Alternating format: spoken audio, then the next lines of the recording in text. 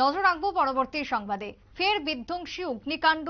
এবার বনমালীপুর রামঠাকুর সংঘ এলাকায় আগুন। বসতঘর ভস্মীভূত আগুনে। অগ্নিকাণ্ডে ভস্মীভূত বসতঘর। বাড়ির মালিকের নাম মালা সিনহা দে, স্বামী শ্যামল কুমার দে, যাদের বাড়ি বনমালীপুরের রামঠাকুর আশ্রম সংলগ্ন এলাকায়। ঘটনাস্থলে দমকলের একটি ইঞ্জিন গিয়ে পৌঁছায়, আগুন নিয়ন্ত্রণে আনে।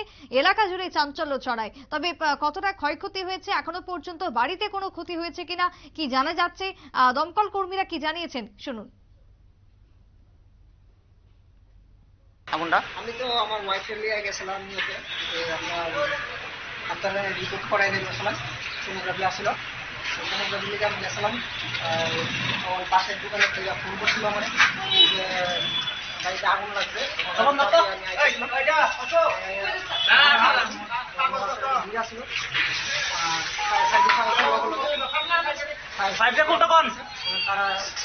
কেমন ক্ষয়ক্ষতি হয়েছে? হ্যাঁ, ক্ষয়ক্ষতি কেমন হয়েছে? ক্ষয়ক্ষতি মানে আমার জিনিসপত্র অনেক কিছু নষ্ট হয়েছে, হাতটা নষ্ট হয়েছে। কিভাবে লাগছে আগুনটা বুঝতে পারো? আগুনটা কিভাবে লাগছে এটা তো আমি বুঝতে পারতেছি না। তো আমার যতটুকু মনে হয় যে এটা শর্ট সার্কিট থেকে হয়েছে। এই বাড়িতে কে কে থাকে? বাড়িতে আমি, আমার মা থাকে।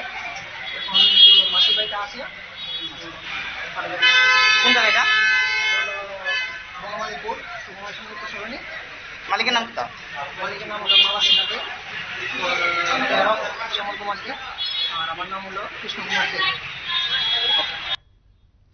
আপনারা শুনলেন ক্ষতিগ্রস্ত বাড়ির পক্ষ থেকে সদস্যের বক্তব্য। বাড়ির মালিকের নাম মালা সিনহা দে এবং সেই জায়গাতে দাঁড়িয়ে বনমালীপুরে আগুন তাদের বাড়িতে। ঘটনাস্থলে দমকলের ইঞ্জিন গিয়ে পৌঁছায়। ক্ষয়ক্ষতি হয়েছে বাড়ির, বেশ কিছু জায়গা পুড়ে যায়, ভস্মীভূত হয়ে যায়। আগুনের লেলিহান শিখায় ধোঁয়া উঠতে থাকে ক্রমশ, এবং দমকল কর্মীরা যতই সেই ধোঁয়া নেভানোর চেষ্টা করে ততই সেই ধোঁয়া বাড়তে থাকে, কারণ বাড়ির ভেতরে বেশ কিছু দাহ্য পদার্থ থাকার ফলে এই অগ্নিকাণ্ডেও আরো ছড়িয়ে যেতে থাকে। তবে আশপাশ এলাকা রক্ষা পেয়েছে, কিন্তু চাঞ্চল্য ছড়িয়েছে জনমানসে। ছোট্ট বিরতির পর ফিরবো, সঙ্গে থাকুন।